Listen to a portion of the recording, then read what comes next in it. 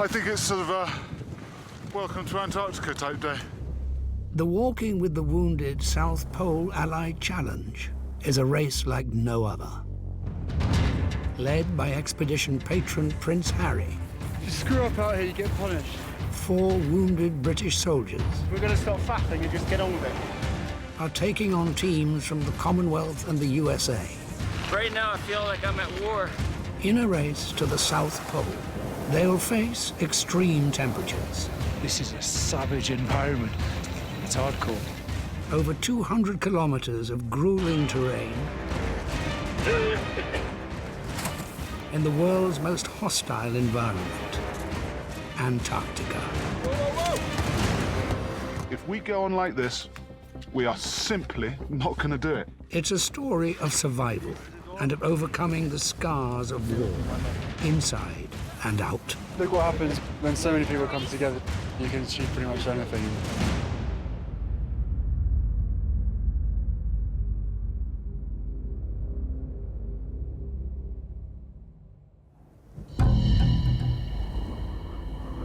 It's the morning of the race start in Antarctica. Sunday morning, the 1st, I think, and we're leaving at 1300. The wind's blowing, I think, probably 30 miles an hour, bringing it to minus 40 potentially, I don't know, but it's damn cold. 3 teams of wounded soldiers, brothers in arms on the battlefields of Iraq and Afghanistan, are gearing up against the Antarctic cold and each other. Obviously, everyone's very keen to win. All are determined to be first to the pole. The British are missing 1 arm and 4 legs between them. This is their greatest challenge since being wounded. We'll all have good and bad days. It's just how it goes. You can't be on top of it every single time. Guy Disney lost his right leg in an ambush in Afghanistan. Once we get going, we can find our, no pun intended, but we'll find our feet along the way, if you know what I mean. Duncan Slater lost both his legs after he was blown up by an IED. Just want to get on with it, really. Excited that in 14 days' time we'll get the South Pole, yeah. Ibi Ali's right arm was severed by a roadside bomb in Iraq. Tell me the rucksack, I'll put it on the end. Hold it down. Major Kate Philp lost her left leg in Afghanistan, making her the first British female combat amputee. Oh, lovely. Brilliant. Duncan, Guy, Ibi, Kate and Prince Harry will each be hauling over 80 kilos of food and kit behind them. They'll be racing 9 hours a day in minus 40 degrees and below. All 3 teams head to the start line. Time for final checks. Almost ready. Just donning the music. What am I going to listen to? Bit of that. Shuffle. Volume. Pause. Ready to go. 1, 2, 3. They're off. The race is on.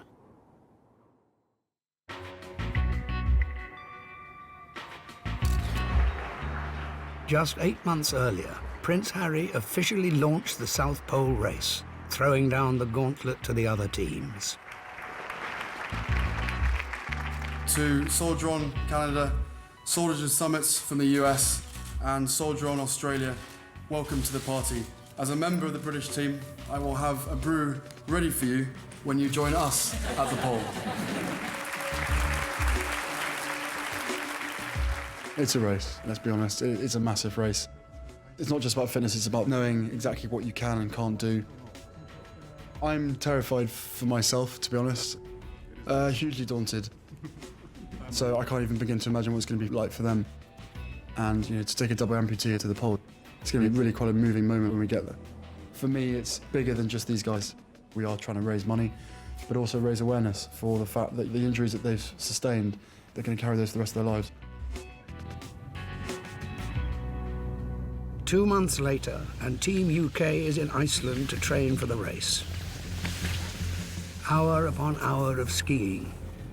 Pulling heavy loads is the order of the day.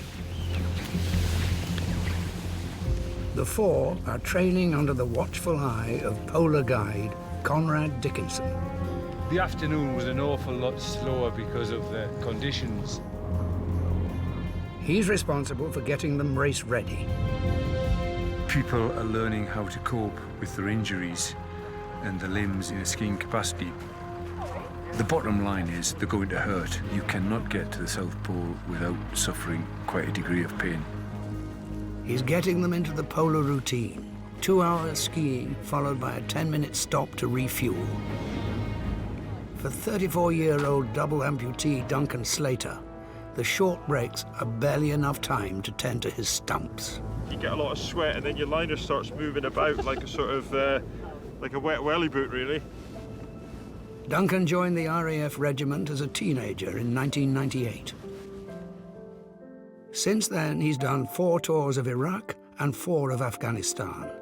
I absolutely loved it. I loved every part of it. I liked the physical nature of the job.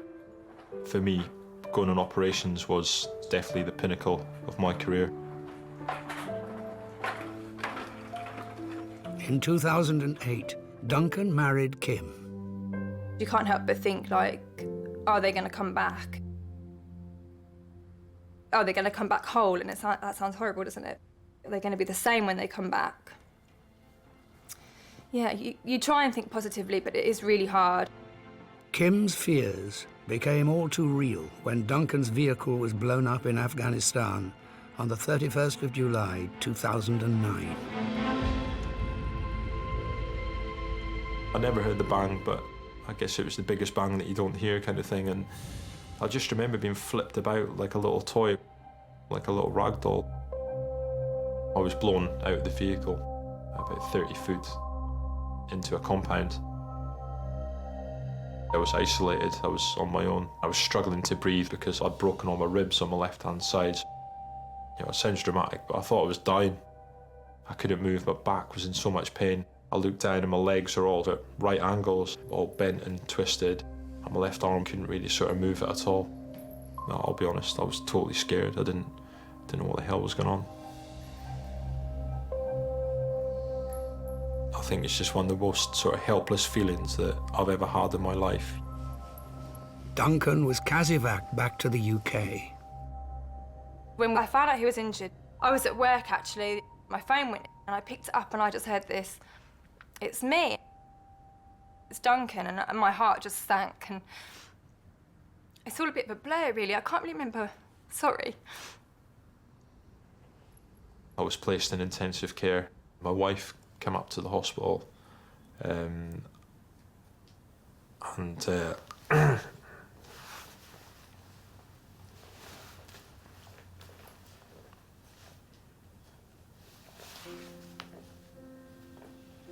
nothing can ever prepare you for that, because you don't expect to come to the next time that you're going to see your husband that he's going to be like that. 5 months after Duncan was blown up, Lily was born. I don't think she realises how much she gave me. She was the reason that I wanted to get out of my wheelchair and get walking. Duncan's legs were so badly damaged that 12 months after his injury, he chose to have them amputated. I remember coming round once I'd had them off, and one thing they try and get you to do is like sort of sit up and have a look. I remember just feeling so glad that they were gone. I'd grown to hate my legs. You didn't even notice that he didn't have any legs anymore. It just looked like the old Duncan, and he was laughing again and cheery. Yes. From then on, I just decided not to look back. It just changed me a little bit, that's all. And now you know, I've got to put my legs on in the morning, but hey, that's fine, I'm still here. From my own point of view, just proving that someone can do it on a good pair of prosthetics is a big deal, you know. You know, it'll be great for my family to see it, and my little one, when she grows up, to see that Dad didn't just sit about when he got injured. He actually went and did something, and you know, it wasn't the easiest thing to do, but he did it anyway. The team press on, even when the Icelandic weather turns. In Antarctica, it will be colder, windier, and much, much harder.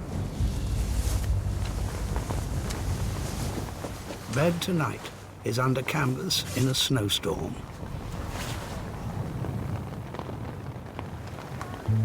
Later that evening, Prince Harry arrives to join the team. Hey. He's missed a vital couple of days and needs to catch up with training if he's to make it to the South Pole. Glad to be here. What do you think? No, I'm looking forward to seeing the boys, actually. The predictions with the weather definitely wasn't supposed to be this, that's for sure. No, it's different. Train hard, fight easy. That's how it always is. 3 years ago, Harry spent 3 days in the Arctic. This time, in Antarctica, he'll be 4 weeks on the ice. If you're organised, you can live like a king. Hey, that was a pun. Live like a king. It's going to be a long 3 days. If that's the extent of your jokes, Conrad, I am really worried. As well as jokes, Conrad has a serious agenda for Harry.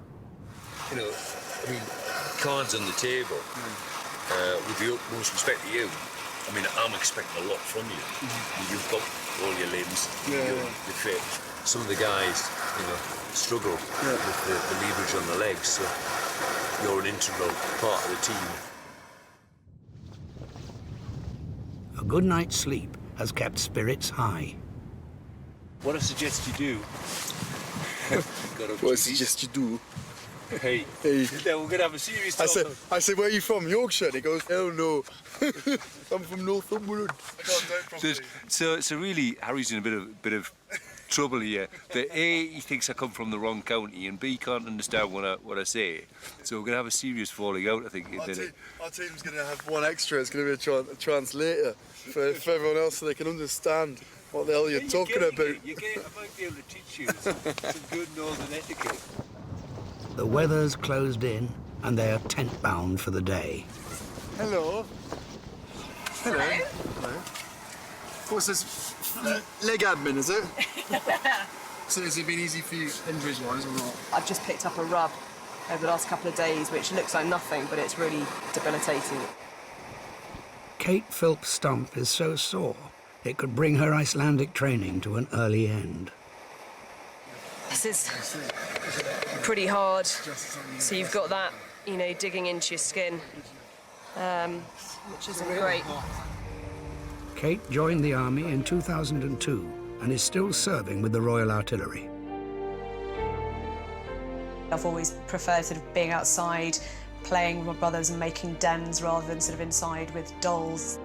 Kate was commanding an armoured vehicle in Afghanistan in 2008 when it clipped a roadside bomb. And then there was sort of smoke and the smell of chemicals coming up from the back. The situation was serious. Sadly, the colour sergeant was killed and the other 2 Gurkha soldiers were both badly injured. I then realised that something was wrong with my leg. I felt down the shin and I could feel that there were broken bones. I can remember sitting on the top of my vehicle, working out in my head how long it would take to fix and would I make it out for the end of the tour. Kate's left leg was shattered by the explosion. Back in the UK, the outlook wasn't good. My consultant described my heel and ankle as a jigsaw of fractures and said that I might not even walk properly again and would almost certainly be in pain on a daily basis. They could try fusing the ankle, and that didn't sound like a great option. I asked them what the alternative was, and they explained that it would be to have the leg amputated below the knee.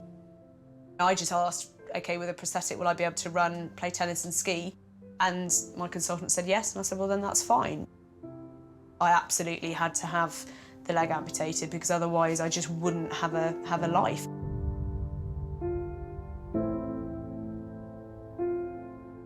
I think when you make the decision of that sort of enormity, to have a limb amputated, yes, it hits home at times that this is for life.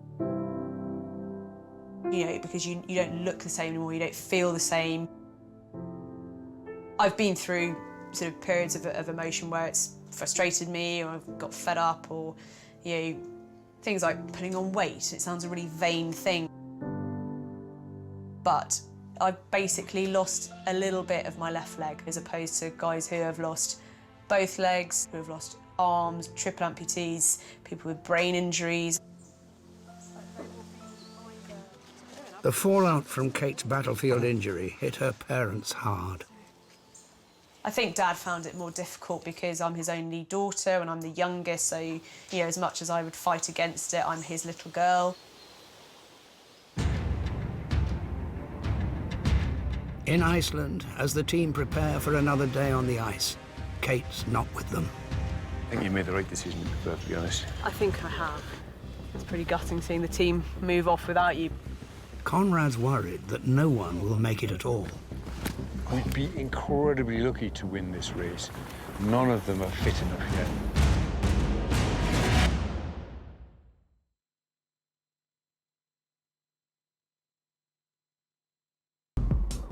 The UK team are in Iceland, training for the South Pole Challenge that lies ahead.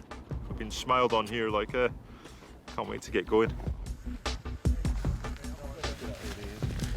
Waking up this morning to no wind and just the sun beaming through was beautiful. How did the cooking? Had our breakfast on the veranda. Yeah, worked out well. Very nice. Today's a dream ticket. This is why we do what we do. Yeah. The team need to ski at least 30 kilometres today to see if they're anywhere near race ready. But not all of them are up to it. It's a shame. I think I don't know if Kate's skiing today. She decided not to because of the sore in her leg. It is a bit of a worry. Of the competing teams, only the British are missing limbs. With just 4 legs between them, they need to train hard. But Kate's stump is too painful for her to ski today. I think you made the right decision, to be perfectly honest. I think I have. Because I don't want... It's annoying. Such a beautiful day, it's just... It's annoying, but it's better that it heals quickly than have you out of the equation for 5 weeks and bumming up your training. Yeah, hey, don't worry. Right, come on, guys. As the team set off, Kate's left behind.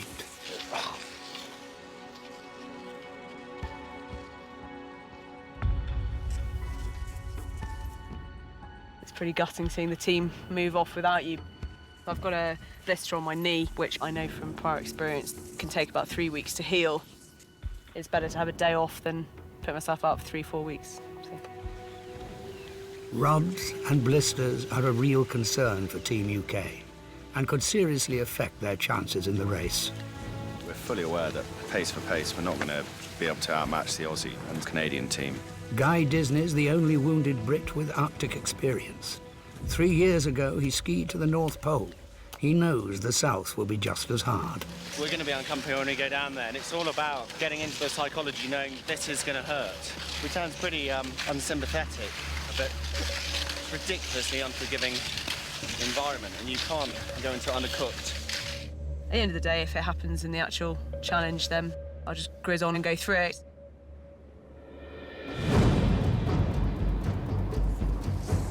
The team fall into the polar routine.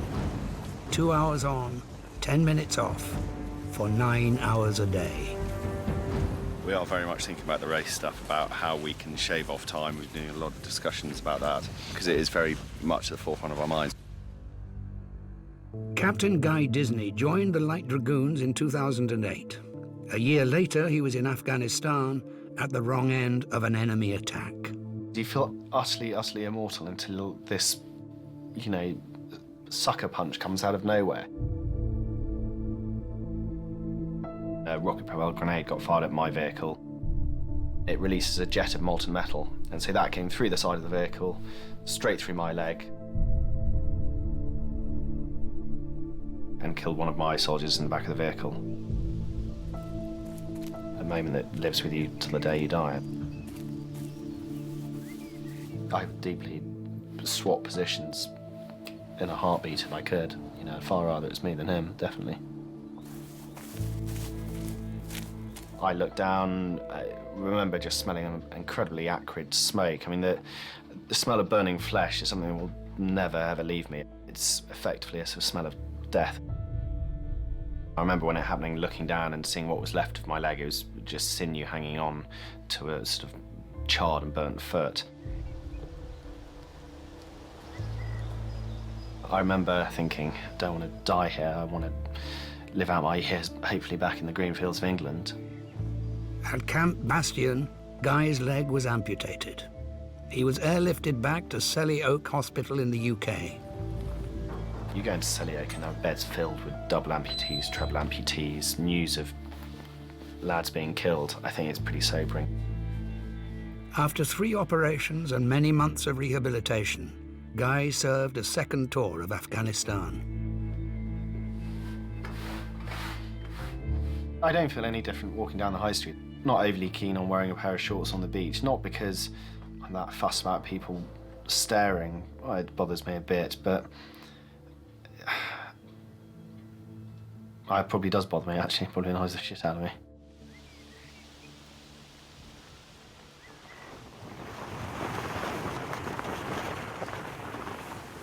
Watching someone like Duncan ski with no legs, I thought there's no way a double amputee will do this.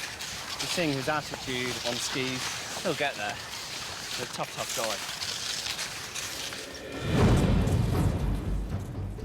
For all the teams, this challenge is about inspiring others, raising awareness and funds to help the wounded back into work.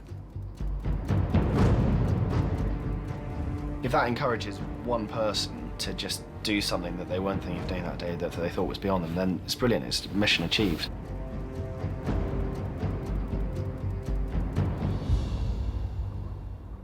The stop is a chance to rest, attend to war wounds, and refuel.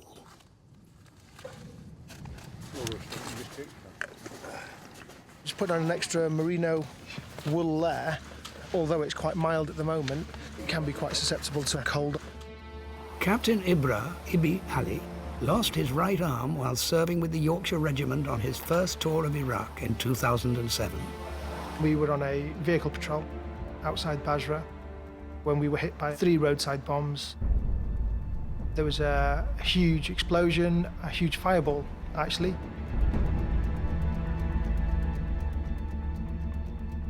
And I looked down at my hands because I couldn't feel either of them.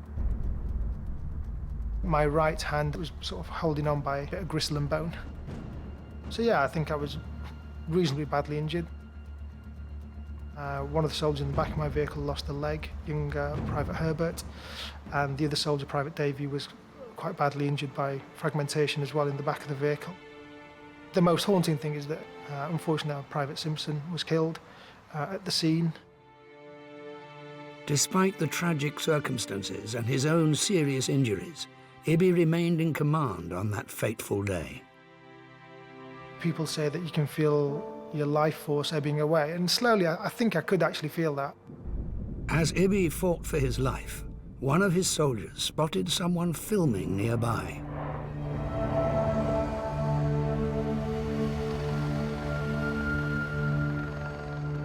That's my vehicle there, and the poor driver that unfortunately didn't make it, Private Simpson. It's quite difficult to watch, actually. It's quite sad when you realise the circumstances that are taking place. You just think this is a local person that's recording death. It took 2 hours for backup to arrive. It was only then that Ibi was prepared to relinquish command and be casevaced himself. That's me being walked to the helicopter. I just remember thinking there was no way I was going to go on a stretcher or anything like that, and I just thought 2 fingers to the insurgents. At a field hospital in Basra, what remained of his right arm was amputated. I went to scratch my nose with my right hand, and it hit my stump. I suddenly realised, actually, I don't have a right hand. For his act of exemplary gallantry despite his own grave injuries, Ibi was awarded the Military Cross for his conduct that day. It's one of Britain's highest battlefield honours. The guys, they were phenomenal. I can hand on heart say that they ensured that I stayed alive, and the 2 of the guys injured seriously with me were kept alive by the rest of the team, and I'll be forever grateful. Ibi and the team ski on. Down south, when they're racing, they'll have to do this day in, day out, all the way to the pole. Today's been a tough day. It's just getting all of us now in the mindset that that's the sort of day that we can expect in the South Pole. By late afternoon, they've clocked up an impressive 33 kilometers. But they're exhausted, and Conrad's worried how they'll cope when they do it for real. The team's been really good today, but none of them are fit enough yet to spend 11, 12 hours on their feet. It was a bit disappointing with Kate this morning. I don't want to see her Kazakh early on in the race. Really rubbish watching the guys ski off this morning. But I know that with another sort of 4 months training under my belt, that I'll be in a much, much better position to take on the race. I think we share the feeling. We're a bit fragged. Yeah. There's no way to replicate skiing for hours on end. I think it's good to get a bit of sort of psychological strength there by you knock out 8, 10 hours a day and you sort of think, well, I can do that now. Bearing in mind it's a race and with injuries, my worries are that we push ourselves as a group too hard too quickly. We'd never forgive ourselves if someone dropped out. I'd say the big thing is the fear of failure. You know, we want everyone to get there, and we genuinely feel that. But we want to be the first ones to get there. Conrad's not so sure. We'd be incredibly lucky to win this race. We're the underdogs, but we have got the team spirit. We have got the most injuries, there's no question about that. We're missing 4 legs and an arm and some other bits and pieces. Iceland has been a challenge, and now Team UK is heading for more trouble in a giant deep freeze. To experience that in real life out in the open, that would be terrifying, absolutely terrifying. And Harry ties himself in knots. Out the hole, around the tree, and then back down the hole. Is how I think it is. I don't know.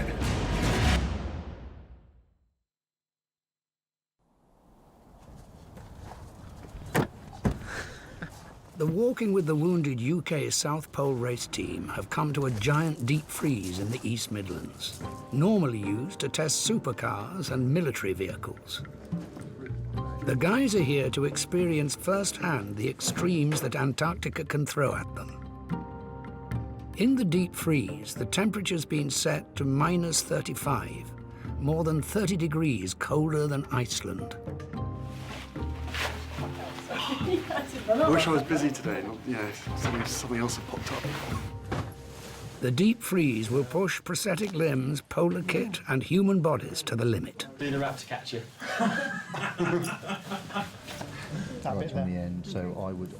Here, as in Antarctica, expedition medic Dr. Dan Royce-Dessar is trying to make sure they're not injured in the bitter cold. This is a very dangerous environment that these people are going into. Before they enter the deep freeze, Dan issues biometric sensors to monitor their temperatures.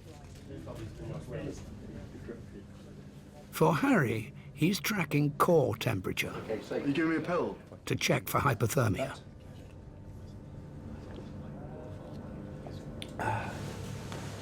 The team are ready to enter the freezer.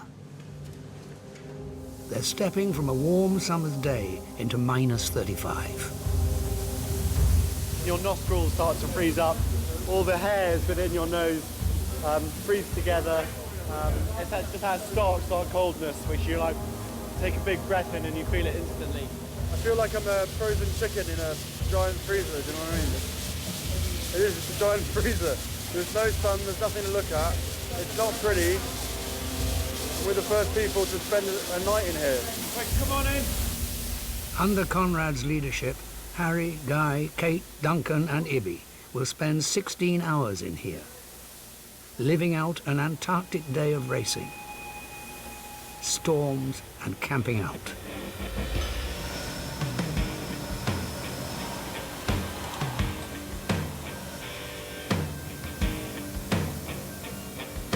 That's a real dry cold, I'd rather get used to it now than get down there and be shocked, so I don't get cold feet, so... Having seen some of the guys' faces, it seems their eyelashes have all frozen, and I imagine mine have as well. After nearly 2 hours of exercise, Guy is feeling the effects of the deep chill. One thing that you do notice in extreme climates is whether it's either really hot or really cold is you get phantom limb pain. Exercise! You get almost like little electric shocks. Sometimes big ones, sometimes small ones, and they just kick off. And it's just the mind of feeling for the toes that aren't there anymore. In Antarctica, a storm can hit at any time. In the control room, the wind is turned up and the temperature down to -45. The only way to keep warm is to keep moving. But for Ibby, that's not enough. That was cold, seriously cold. You can just see where all the ice and everything started gathering up on that side. So, yeah, it's a hell of a lesson. He has to warm up what's left of his arm. The sun temperature's down to 8 degrees. We need to take it out and put another layer on it. Okay. Oh, blimey, that's cold. That's very cold. You stay here and you warm up before you go back into it. Okay. That sort of temperature, you could get damaged very quickly. Their amputated limbs are much more prone to cold injury because of their reduced circulation and muscle mass. Losing more of a stump is not an option. We're in a safe place here. This is not Antarctica, so we've got a safety door. We can come out and warm the skin up. It's a great lesson. When we hit the south, I'll just prep first thing in the morning, using heat pads and the layering system. As Ibby rejoins the team, it's Duncan's turn to be taken out. It's very blue and dusky and obviously cold. They've never been this cold. Duncan's metal prosthetic legs are sucking the warmth out of his stumps and putting him at risk.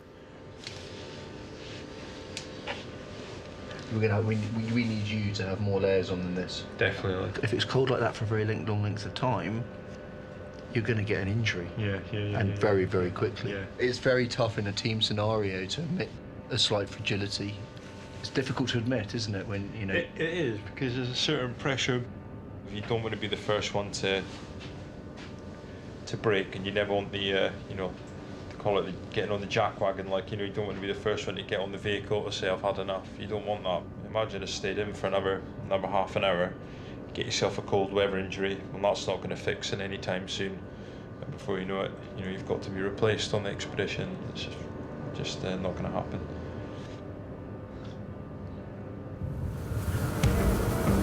With the team warmed up and back in the chamber, an Antarctic storm is brewing. 75. There is no respite. In the control room, the wind is cranked up to 75 kilometers per hour. The temperature lowered to -58. They're very likely to face conditions like this down south. Exposed skin freezes in seconds. The risks are all too real.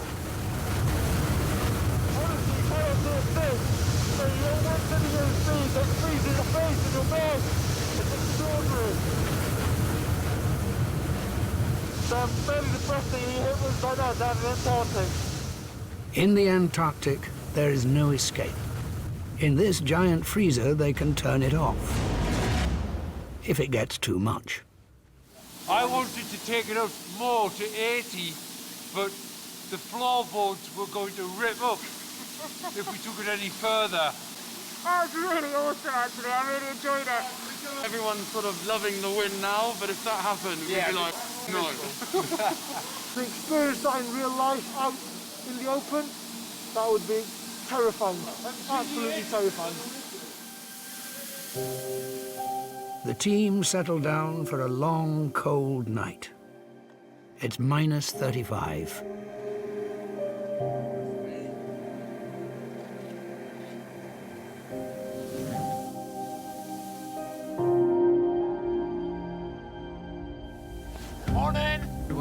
Everyone just got to stages of being unbelievably cold, whether it be your hand, face, nose, wherever. That was good to be able to feel this temperature, especially for the guys with no limbs, well, with some limbs. It's so much. It's great for them because now they know. 16 hours in the deep freeze has been a sobering experience. With only a few weeks left until departure, all three teams have gathered in an army base in Norfolk for their final kickback. Harry has met the US team before. So we need a really long one. Ivan Castro was blinded in a mortar attack in Iraq in 2006. You've been pretty busy since we last saw each other, and Really busy. And how does it feel to be an uncle? It's cool. Yeah. He's starting to do a little bit more than just lie there and sleep and do other things. So he's starting to smile. It's Harry's first sight of the Commonwealth team. 2 Canadians and 2 Australians. At first glance, they seem to have an advantage. Right, so come on then. Where all the missing limbs and stuff, guys? What the hell? It doesn't take long for friendly rivalries to surface. Yeah, well, like I said, you're going to have a brew waiting for us, mate? Yeah. We'll have a couple of beers. Right, I'll see you guys in a bit. All right. Everyone has to pack all they'll need for 28 days on the ice. With departure looming, the pressure is mounting. I'm a little bit anxious, nervous, all those kind of things. What about? Why? Well, just because it's a big deal, isn't it? I don't want to let the side down through fitness or injuries or anything like that. So it's there's a lot of pressure on everybody involved. So you've got to get it right. Each team member will need to take on 6,500 calories a day to keep them going during the race. Where's the... Hang on. Isn't it the rabbit round? No, don't ask me, because I'm really not good. But doesn't I'm the sure rabbit... it is. The rabbit comes out of the ground round the tree, back in the hole. That's what everyone knows that. That's how the rabbit I don't know why I'm works. being asked this, because it's not fair. I'm not good at it. Alright, so... Out the hole, around the tree, and then back down the hole. Here's how I think it is. I don't know. No, we took them out. We took the... That looks good. I think it's going to change them when I've gone.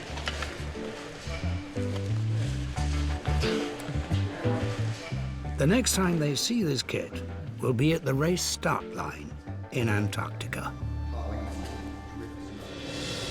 Before they depart, there's a royal appointment. Share a tent with him, Granny. So unbelievable. Her face is on money. That's huge. And emotional goodbyes as they set off for the Antarctic.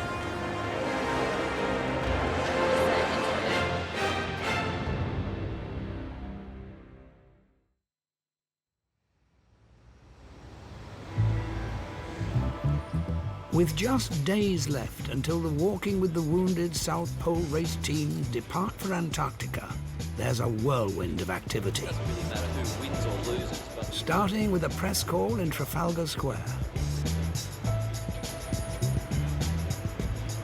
Former U.S. service members are on a race to the South Pole. I'm Alfonso Van Marsh in London. I'll tell you more coming up.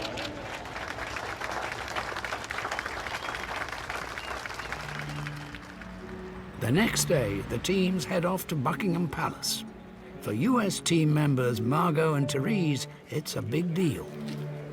I was excited the first time I was able to just see Buckingham Palace. Now I'm going to go inside Buckingham Palace and I'm going to meet the Queen of England. I don't think excited explains it. It's unbelievable. I mean, her face is on money. That's huge. That's amazing.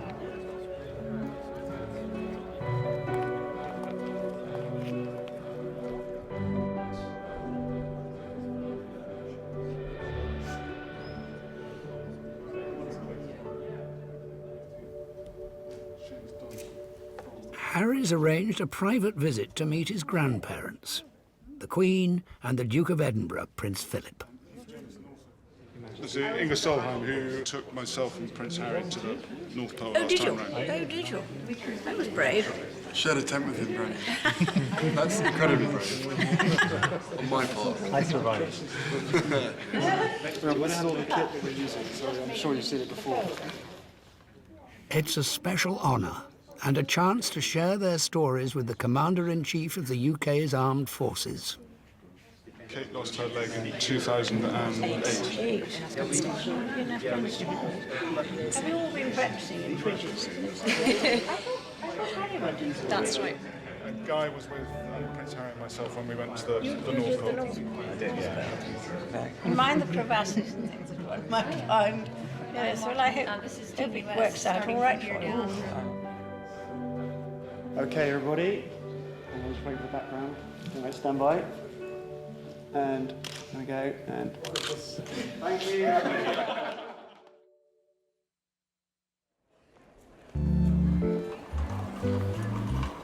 The South Pole race teams are at Heathrow Airport, about to leave for Antarctica. There's a mix of excitement and nerves. Honestly, shitting myself today. It's also a moment for goodbyes.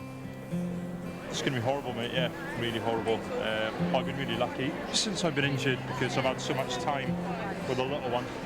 And now, unfortunately, this is the first time I've spent any time apart, so you're not going to get upset, are you? You know, it's not a 6-month tour in hell, man, so, you know, at the end of the day, what have I got to whinge about? Not a thing, so it's all good.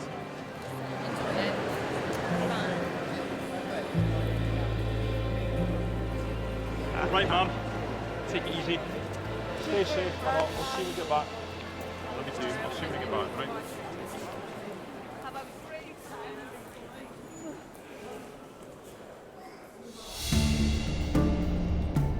En route to Antarctica, there's a stopover in South Africa. For Duncan, it's a chance to reflect on the very personal challenge that lies ahead. I think when we get down there, everyone's going to have a very individual experience, but an individual battle as well. I know that I'm going to have some bad days. I know, you know, and I've kind of left a lot of things for thinking about down there, if that makes sense. I think the hardest things that I've thought about is I let people down the day I got blown up. I let my unit down, family, friends, and all the rest of it. I didn't feel like I was adding value to my wife's life, my child. I didn't think I was being a particularly good dad. One night, I had a really, really terrible turn. And I thought, right, I don't like the way I am anymore. So I took myself away to a quiet spot. And I just sat in a field for about 2 hours. And it's not a very nice feeling to hit rock bottom and say, right, I'm going to finish myself off. It's not the nicest thing to hear, but I'm not the only person that's done that.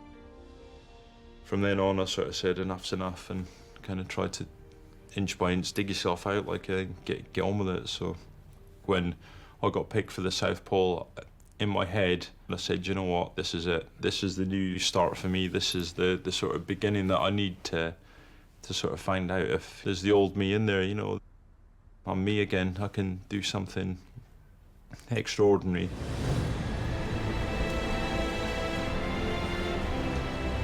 Antarctica is a 6-hour flight away on a Russian cargo plane across the Southern Ocean.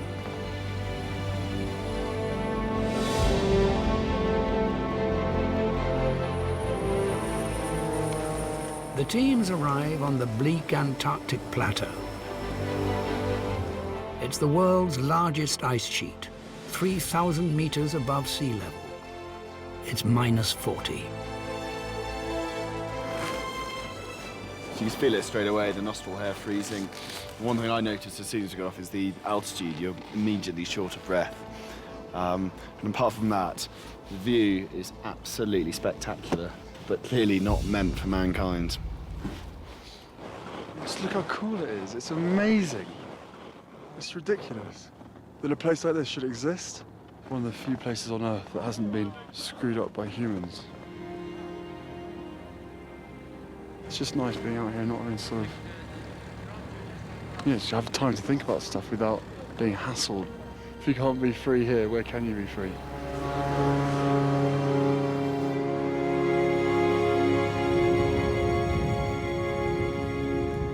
At the bottom of the world, the race is about to begin. For the wounded, Years of rehabilitation and months of training have led to this point. 1, 2, 3. They're off. Ahead lies unforgiving ice and brutal cold. For soldiers already wounded in war, this will be a journey that tests them in mind and body.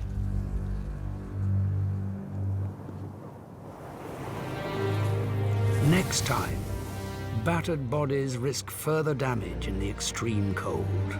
Damage to the cartilage of the ear Is it just cosmetic, or would it affect No, it won't hearing affect or you. anything? It won't affect hearing. You give you like a cauliflower ear.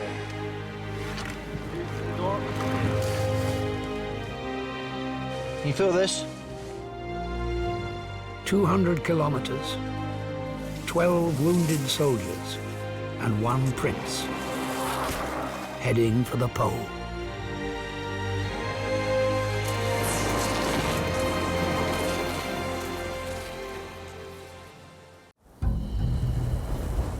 Antarctica. 13 million square kilometers of snow and ice, and the setting for an extraordinary challenge. It's ridiculous that a place like this should exist. Led by expedition patron Prince Harry. I'm honoured and privileged to be here with these guys.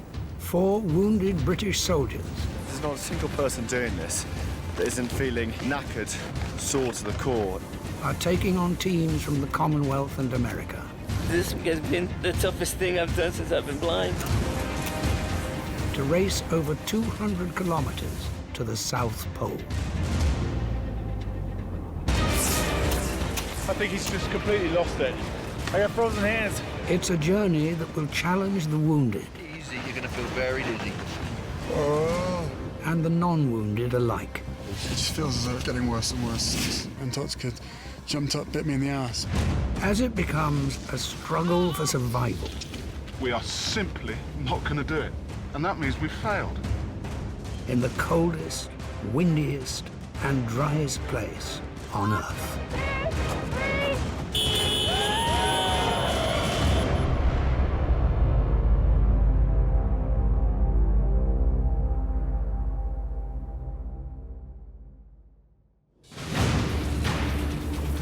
At 1 o'clock, the teams head out into the freezing wilderness. Team UK in red take an early lead. Close on their heels, the Commonwealth in orange, followed by Team USA in blue. 12 amazing people have managed to pull themselves through, a year's worth of training to get to the South Pole, and I think that is a huge achievement. They're hoping their race will inspire their fellow wounded. For some of them, lying in a hospital bed, being told you may never walk again, or you're going to be restricted for the rest of your life. Hopefully they can associate themselves in some shape or form with someone in one of those teams and go, well, if they can do it, I can do anything. And that's the point. That is the point of this whole adventure, in my mind. All 4 of the British team are amputees. Captain Ibi Ali's arm was severed by a roadside bomb. Major Kate Philp lost her leg to an IED. Captain Guy Disney's leg was destroyed by a rocket-propelled grenade. And Sergeant Duncan Slater lost both legs when his vehicle was blown up. Already, pulling 80-kilo sleds is testing fragile, rebuilt bodies. The ground underfoot is a sea of sastrugi, frozen waves of unforgiving ice. Everyone's learning the hard way. If you screw up out here, you get punished. 3,000 meters above sea level on the Antarctic plateau, high altitude saps even the strongest. There ain't much oxygen up here to suck in. Every breath you have to take another one. They've traveled 16,000 kilometers to be here. The next 200 will be by far the greater journey. We've got a very narrow advantage. They keep pushing that out at the moment. The polar routine is 2 hours racing, followed by 10 minutes break for 9 hours a day. Well We're going at a steady 3.3 kilometres per hour. Each team has a polar guide. For the Brits, it's Conrad Dickinson. And at the moment, we're in the lead, so I'm quite pleased with the team.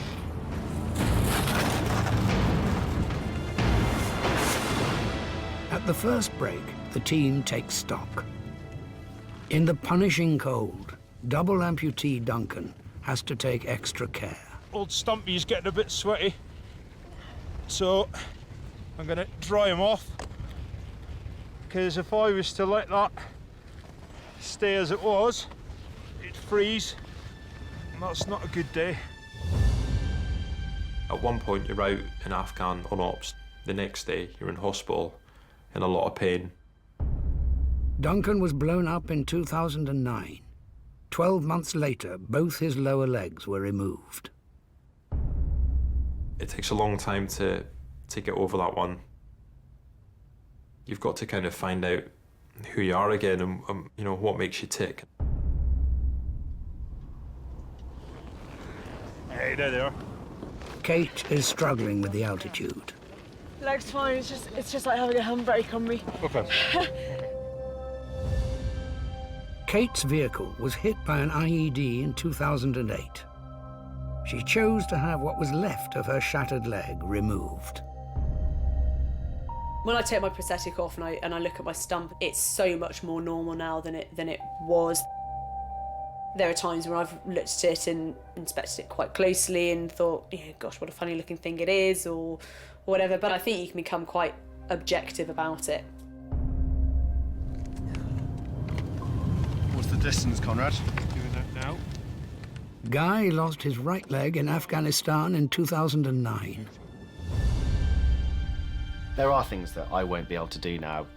You know, my soldiering career is now over, which is tough. He left the army earlier this year, but not before serving a second tour as an amputee. I'm a strong believer in you just get on with life, and I was very conscious of making that decision when I was injured.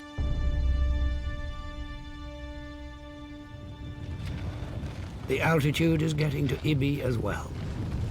All right, Hibbs. Just a bit sort of breathless and exhausted, really. Ibi's right arm was severed when his Land Rover was blown up in Iraq in 2007. Since then, he's become a dad to Zara. She very much puts a smile on my face, even just thinking about her. And she's grown up with me having the amputation, so she knows no different. She will go and tell anyone that Daddy's only got one arm. My dad is a soldier and he got blown up in Iraq. Okay, let's go.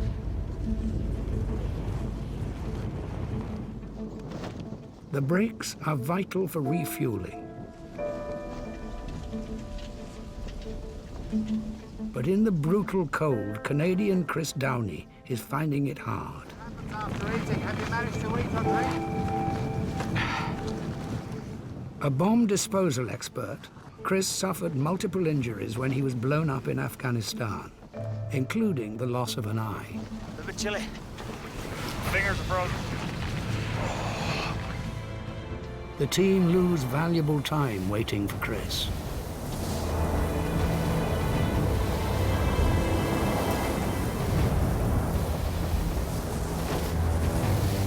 The Commonwealth slipped down to last place, pulling Chris's sled for him. But even without it, Chris is deteriorating. He's gone on ahead on his own. I think he's just completely lost it. Supporting the Commonwealth team is Simon Daglish, one of the charity co-founders. Chris, how are you? I got frozen hands. Let's have a look. I'll be okay. I've been seeing it. Let's have a look, mate. Trying to send me back to the wind. They're warm? Yeah, they're fine, they're fine, they're fine. Just getting back in there. They're fine, mate. Right, what you got to do is just eating the breaks. It's so important. I think your energy's low, mate. Just eat, eat, eat. Even if it's cold, get it out of the bag and get it in your mouth.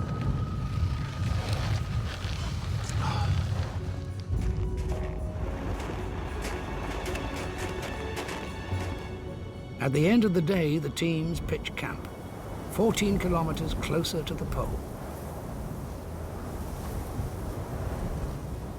The first priority is to warm up.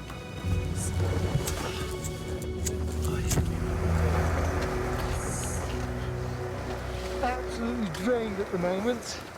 It's been a bit of a baptism of fire, but we've made it some good ground, and yeah, a bit of an eye-opener. It is horrendous. But as we all know, day 1 and day 2 is normally pretty tough. Day 3 to day 4, hopefully we'll get into it. And then when we're at day 5, we could potentially be halfway through. I am exhausted. I think, you know, the guys, they'll probably be a bit down, but they shouldn't be. We smashed it.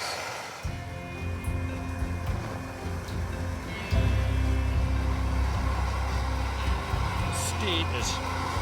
It's our status. Winning. Winning. Yeah, that's a good one. We'll have that. Team condition. Fragile. We've got some tired teddy bears. But yeah, pretty good. Pretty pleased. This was run. I managed to catch it just before it froze. It's really rank. It's horrible.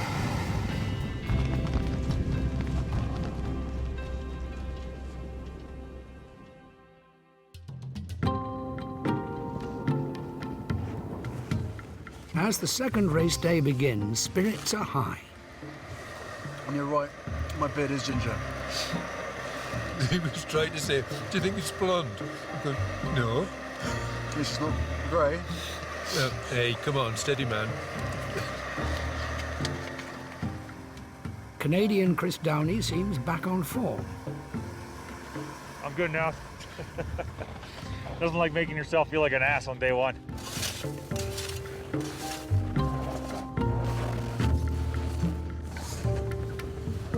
Okay, let's go. As they set off, Team UK have the lead, with the US second and the Commonwealth team lying third. Keep yourselves warm, fellas. Navigating the sharp ridges of uneven ice is particularly challenging for blind American Ivan Castro. Branching off a bit. On it now. Ivan lost his sight in a mortar attack in Afghanistan.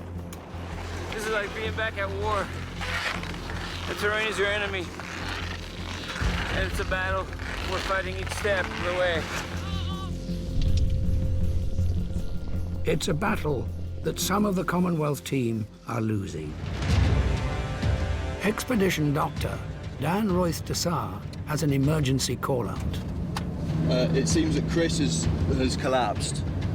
After struggling on day 1, Chris Downey is now in serious trouble.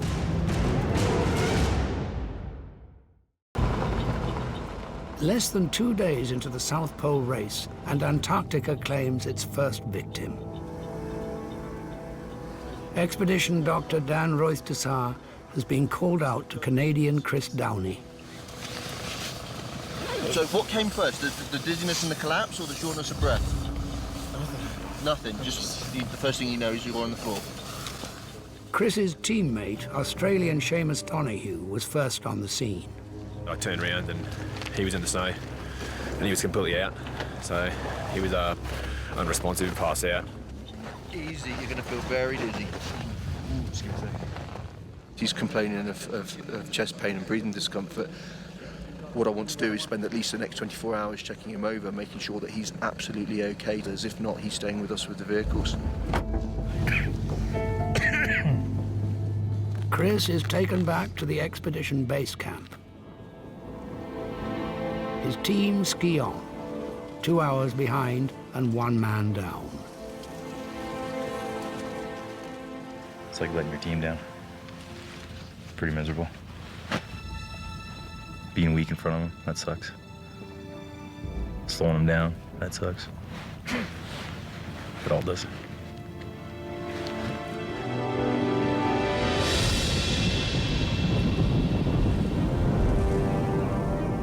British are maintaining their lead.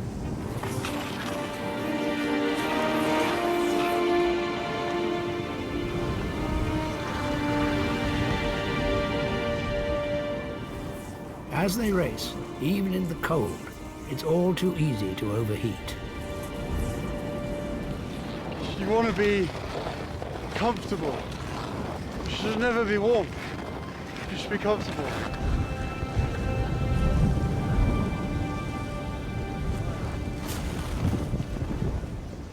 As the second day ends, Team UK is nearly 2 kilometres in front of the Americans and more than 5 kilometres ahead of the Commonwealth team.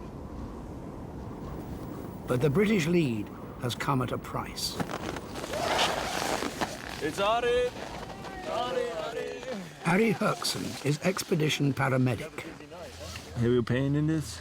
It's just numb and swollen. Yeah. Antarctica's unrelenting cold has caught Kate out. She has frostbite.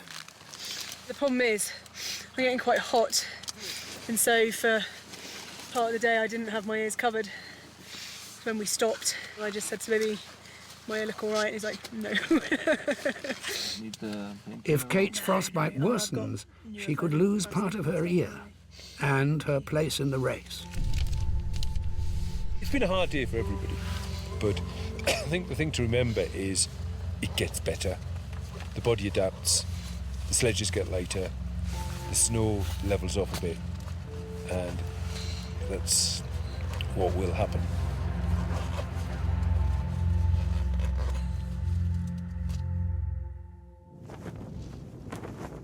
As Team UK wake to another bitter Antarctic morning, 170 kilometres still lie between them and the pole. Good morning. Day 3. Union Jack is flying high. Where is she?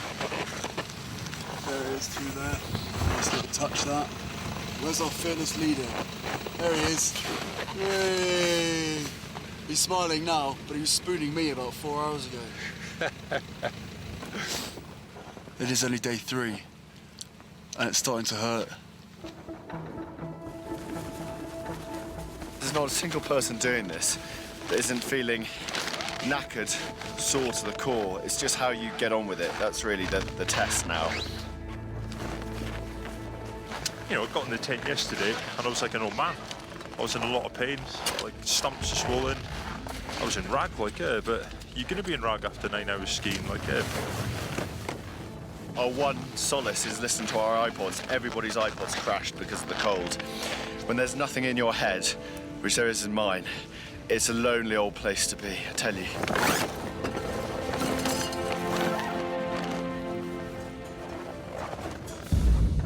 Conrad is not happy. The team is slow getting going. We agreed last night we were going to start at 9 o'clock. When you have a football match that kicks off at 3 o'clock, you don't have a football player shuffling on at 3:15 saying, "Sorry, I'm late." Yes, it's cold. Yes, it's hard. Yes, it's difficult. Yes, we're under the weather. But you've got to lift yourself into a positive spiral. Otherwise, we will fail.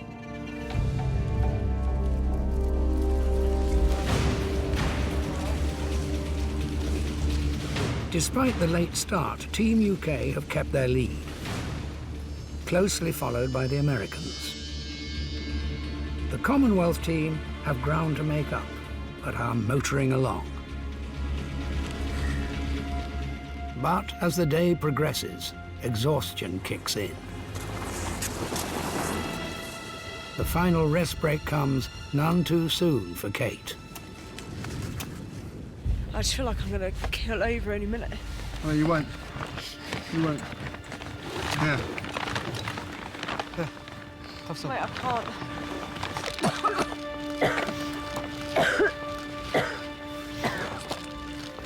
Thank you.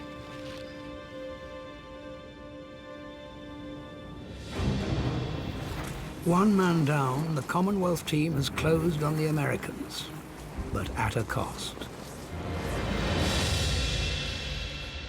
It's not just the wounded suffering in the arduous conditions.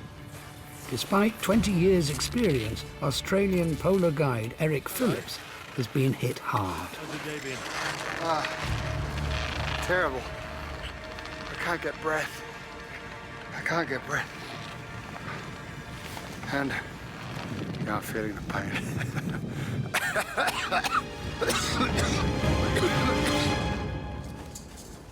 As the day ends, the tents are a much-needed refuge.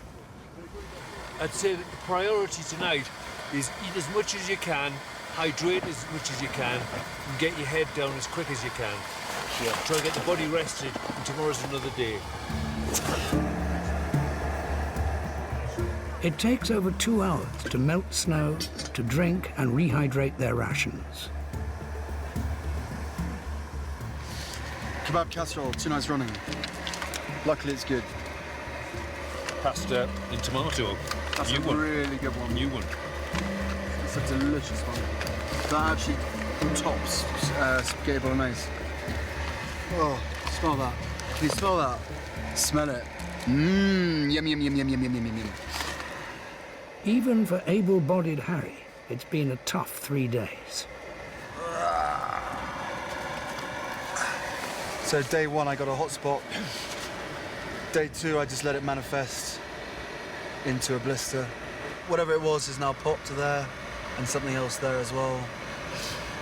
And what's really weird is I can't begin to describe to you how sore that is. But you can't even see it.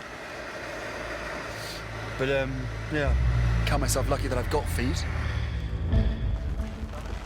3 kilometres behind Team UK, Canadian Chris Downey is rejoining his team.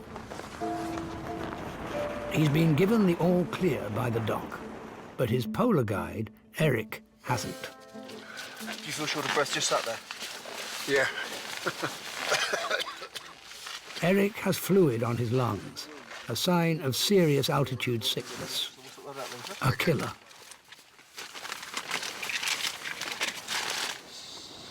just have to see how you actually respond to the treatment. But you can't carry on like that day after day after day. You know it. You know it. That could have you very ill very, very quickly. For now, Eric's race is over. The doc's medical rounds continue with the Brits. Coping well with that, aren't you? Yeah, it's good. Good. Jeez, man. You could go down with some sort of cold weather injury here. You mad? Reduced circulation and muscle mass make their stumps especially vulnerable to cold weather injuries. The only bit on here is the usual fib head. That's the usual bit that gives you the problem. Which is just started. Kate's stump is sore, but her frostbitten ear is the bigger worry. I think you've got some damage. You may have some damage to the cartilage of your ear there, and so you're not going to get away completely scot-free. But if I can keep it covered like I did today, there are no guarantees. You are in the middle of nowhere. I need to dress it anyway. The treatment's the same, but we've got to be very clear about this, okay? Because of where it is, I don't want you to get any sort of ongoing cosmetic damage there, Kate. I really don't. Okay, so what's the worst case? Damage to the ear, damage to the cartilage of the ear, and is it just cosmetic, or would it affect? No, it won't affect won't affect hearing, but it will give you like a cauliflower. If I keep my hair long, I'll be all right. It will give you like a cauliflower ear. Okay. But it's a decision that you've got to. I think you've got to decide on. I'm afraid. I think we carry on, and I just keep it covered like I did today. Okay, we'll dress it for you. All right. If it gets any worse, it will be the end of the race for Kate.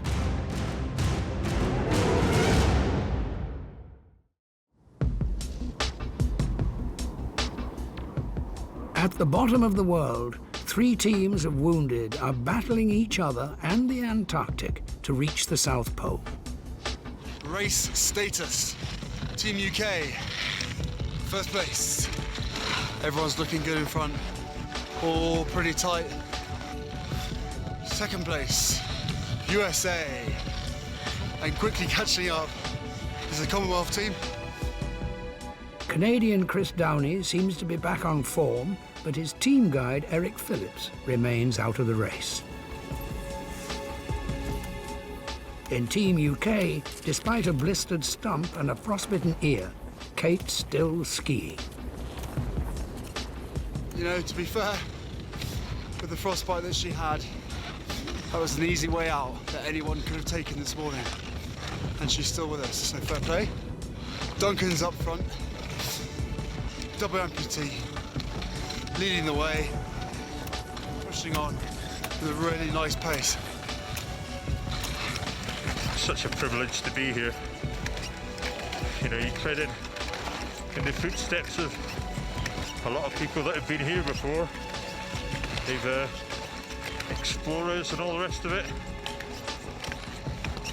I'll say this, if you ever got the chance, come here. You've got to grab it. It's a beautiful place. I love it. You have to come to the South Pole to get away from it all, clear the mind, and just enjoy the space. And then find myself with a camera strapped to my chest. It's not intrusive. It's not intrusive at all. Day 4 should be the day when everyone finds their polar rhythm, but Antarctica is pitiless. Its cold, dry air burns the lungs. Kate has been suffering since the race began, as has Richard Eyre, UK team mentor. Feeling still pretty terrible. I can't breathe. And you, Kate, how are you? Coughing and spluttering. Breathing's been a lot worse today. Take a deep breath for me. No. And again, some muck developing down there. Deep in. Dr. Dan wants both Brits in the medical tent for treatment.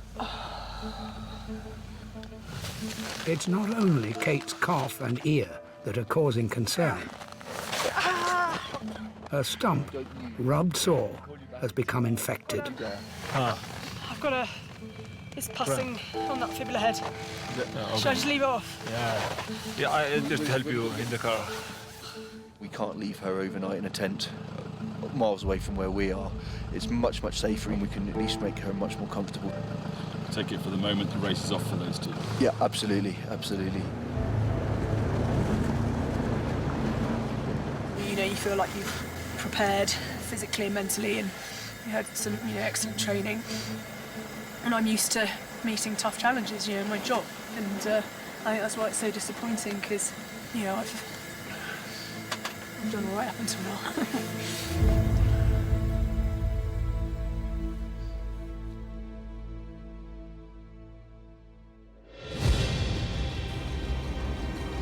The next day, and the team ski on, minus 3 of their fellow racers.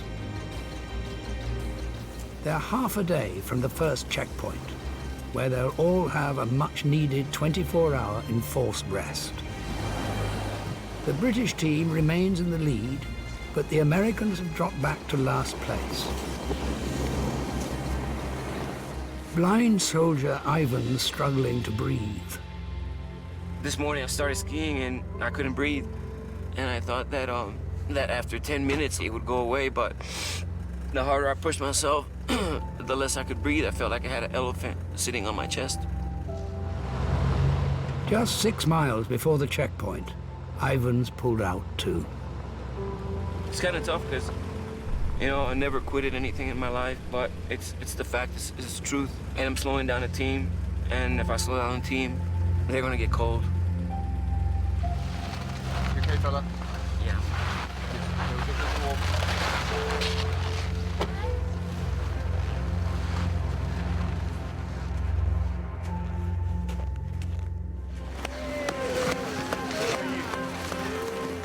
At 10:54, a depleted Team UK arrive at the checkpoint first. Hey ho!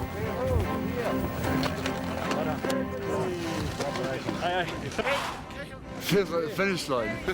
Far from the finish line, isn't it? Jubilant because we're the first team here. That's the third of it done now. The team pulled the puddings out. You have people with no legs, single legs. Fantastic. Guy and Duncan, remarkable. Those two just led us the whole way in. Glad to be here. Yeah, ready for a rest now, like. Without Kate and Richard, the lead is bittersweet. It's good, but the only thing I say is I can't help feeling a bit of a failure not getting everyone here. And to have not got them here, I can't help but feel we've let them down. Hey, British team's still here, still flying the flag.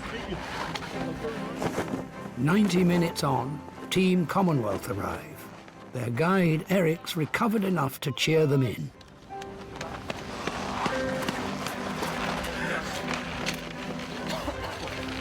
I'm great, man. How are you?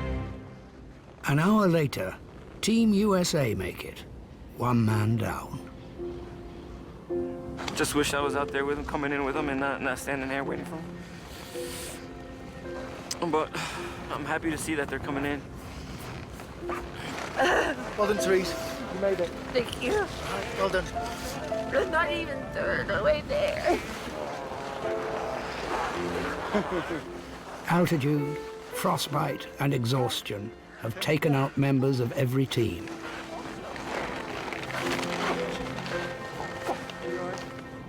Antarctica has been ruthless, and something has to change. Race organizer Ed Parker calls an emergency meeting with the guides. The responsibility of every person on the plateau lies on my shoulders. And right now, I can promise you, my shoulders have been sagging. Right at the beginning of this, our aim was to get 12 wounded individuals onto the pole. If we go on like this, we are simply not going to do it. And that means we've failed. Ed gathers all the teams together. He has an announcement to make. I've decided the race is over, and from here on in, we're doing this together. We're going to get 12 people who are here having been wounded onto the pole. And in 7 or 8 days' time, we're going to be standing there together. It's a massive game changer.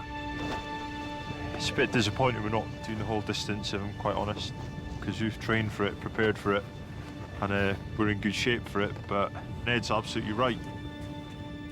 Ed's plan is to unite the teams and slow the pace to get everyone to the pole together. I think absolutely right decision to make. There's some people in a pretty bad clip at the moment. I think if we kept on pushing the way we were going, I'm sure something fairly similar would have happened to us. The whole point of this expedition was to prove to people back home who are lying on their beds in hospital or at home, the impossible is possible. I don't want to get to the South Pole and if I'm standing next to all of these guys and girls. There's no point. That's not what I came for.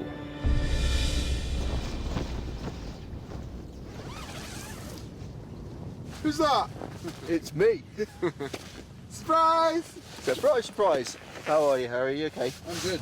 It's foot and hand inspection time, I'm afraid. Foot and hand inspection time.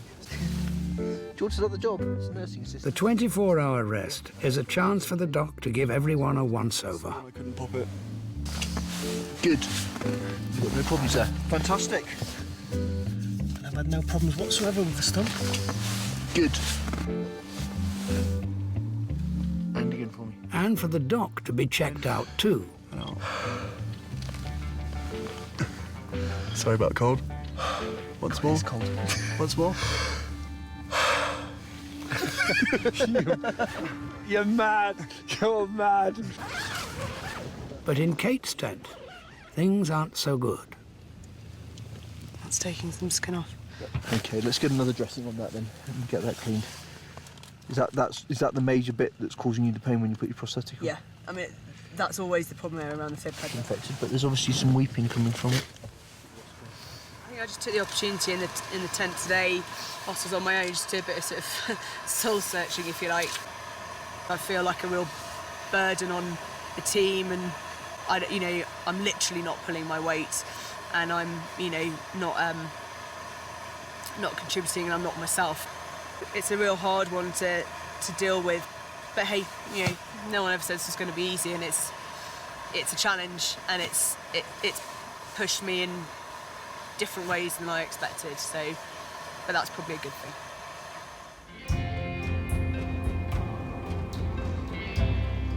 A lot of these guys and girls have done heroic things, but then, they're not heroes. They're normal people trying to get their lives back on track. You can't tell someone how to get over losing a leg. You can't tell someone how to get over PTSD. It's just simply not possible. So I hope that if they haven't come to terms with their injuries and stuff, then maybe this is the best place for it. I'm obviously here for these guys, I'm here for the charity, but there's a little part of me that is I'm able to use it for my own advantage, being away from it all, having some headspace, having some time to think about stuff, and I don't know, it's just not having to worry about stuff and not being uncontactable, which is great.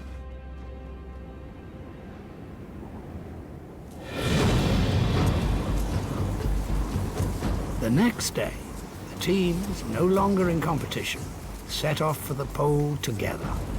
The race may be over, but the challenge remains huge. They're still 110 kilometers from the pole and a long way from safety.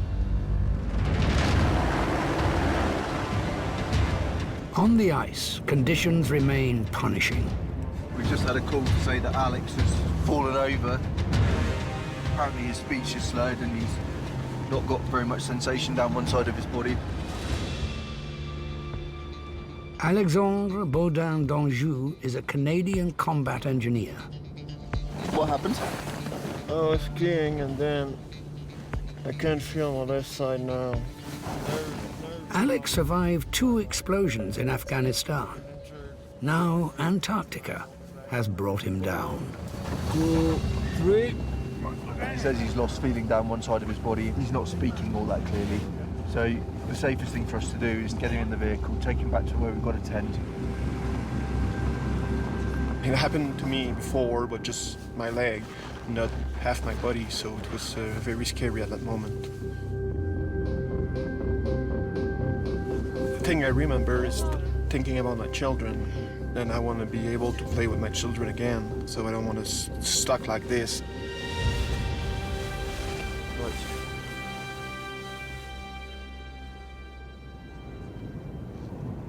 The race was stopped to make things safer, but Antarctica remains utterly unforgiving. And it's not long until there's another emergency call. He's had headaches for a number of days, but I gather it's got worse overnight. This time, it's Prince Harry.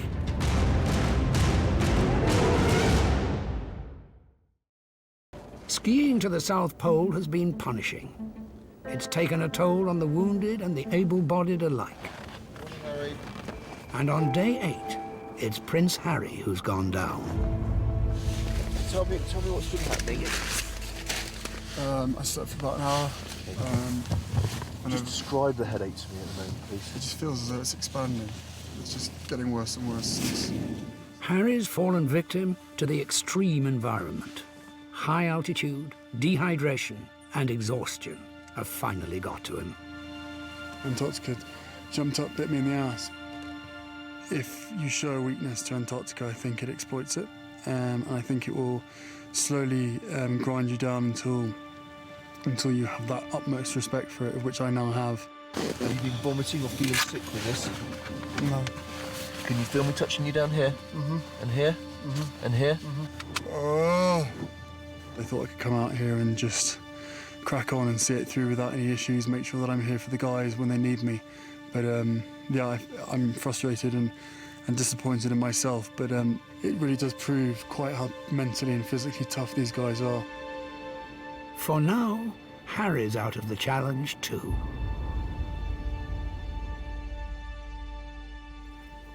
The next morning, 80 kilometers from the pole, Prince Harry is itching to get back on the ice. Being tent-bound really sucks. If I can join the guys for the last couple of hours today, that'd be great. I don't really enjoy sitting around doing nothing, especially when I know that they're walking 17 kilometers.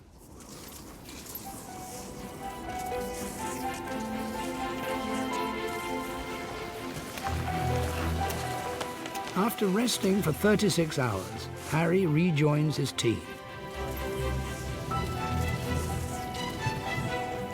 Each day, the pole is 16 kilometers closer. One by one, all the race casualties return. First, Alex. and then Kate. Is that something you're looking forward to? Yeah, I am actually. I'm probably a little bit nervous, to be honest. Just hoping that, you know, I can keep up and not slow them down like I was before. So, but it'll be good to be back with them. After 12 days high on the Antarctic plateau, the end is in sight. Looks like the South Pole.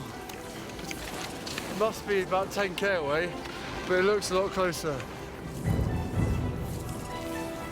And all of a sudden my blood is nice and warm again.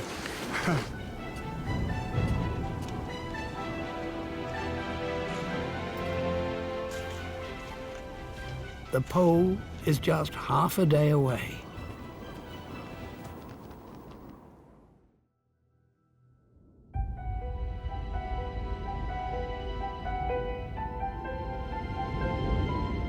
Good morning.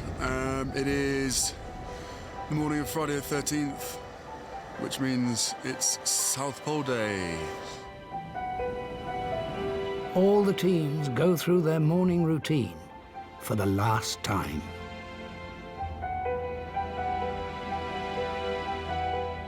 Feelings, relief, I think, is probably the biggest one, not just for me, but for everybody. But at the same time, I get the fact that some of these guys, it's been a hellish 2-3 weeks.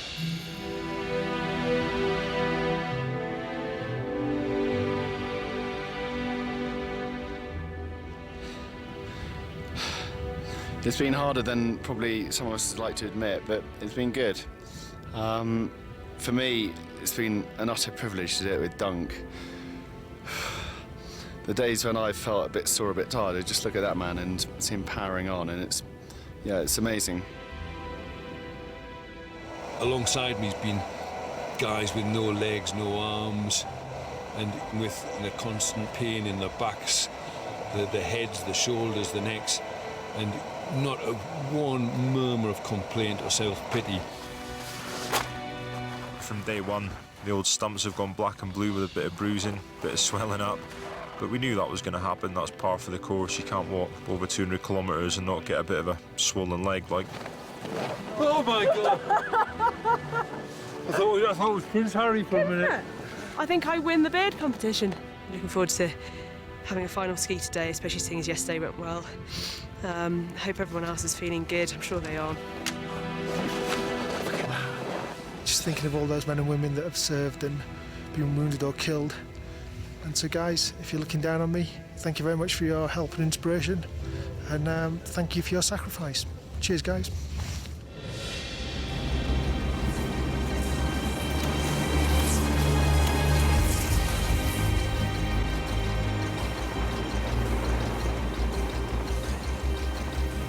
I kind of hope that as a charity we've kind of given a little bit back to these people who've given so much to us. Something that they can hold on to for really the rest of their lives. It's been quite a tough couple of weeks. It's been a little bit more jeopardy than I would have hoped for. These people I started meeting in September last year. They are completely different individuals now to the ones we met. They've all grown, and there are 12 people who leave Antarctica in a better place. There are people who've been walking here with shadows alongside them of people who've lost their lives. And it's very hard to keep that there, and I just hope this is the moment they can look to their futures. We've got a double amputee, a blind person, people with appalling burns, people with mental injury. And I hope people see these young men and women and they're inspired to actually, out of their dark place, get up and move forward. For many of the wounded, it's the start of their new period of their recovery, when they prove to themselves they can still do incredible feats brilliantly.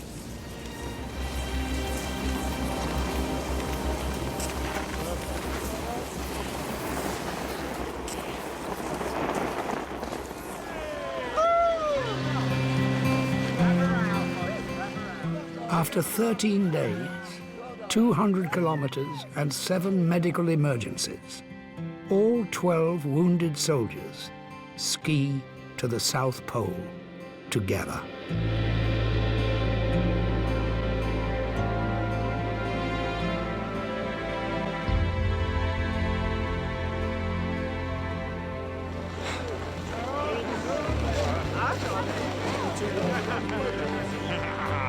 me.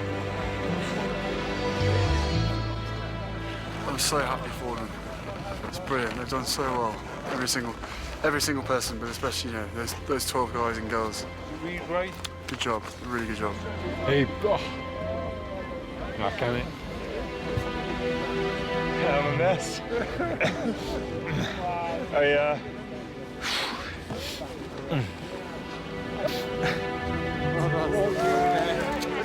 You're a great guy. From now on, you will always enjoy the cold. It's good. Yeah, very good. It's nice to finally be here. It's a phenomenal experience, and one I find myself very lucky to have been a part of. It's just such a privilege to be here. And regardless of the fact that I've only skied half the distance, it's still absolutely incredible to be here, it really is. And I couldn't be here with a better bunch of people. I think the achievement as a group is more important to me than anything else. We've managed to get our team to the South Pole through not just the actual terrain, but physical and psychological hurdles have been overcome. And we've gone through that as a team. What happened in Afghan took my legs, it didn't take my spirit. You know, I've needed help out here, but you still try. You know, you still give it your best shot when you can, and I think that's what's important. So I guess that's the old me, you know. So yeah, hopefully things are on the up. Look what happens when when so many people come together, you can achieve pretty much anything. And as Afghan and other conflicts cease, we've got to come together. We have to ensure that these guys and girls, you know, succeed in every possible way they can in the lives that they choose to lead. I'm honoured and privileged to be here with these guys. It's been very special.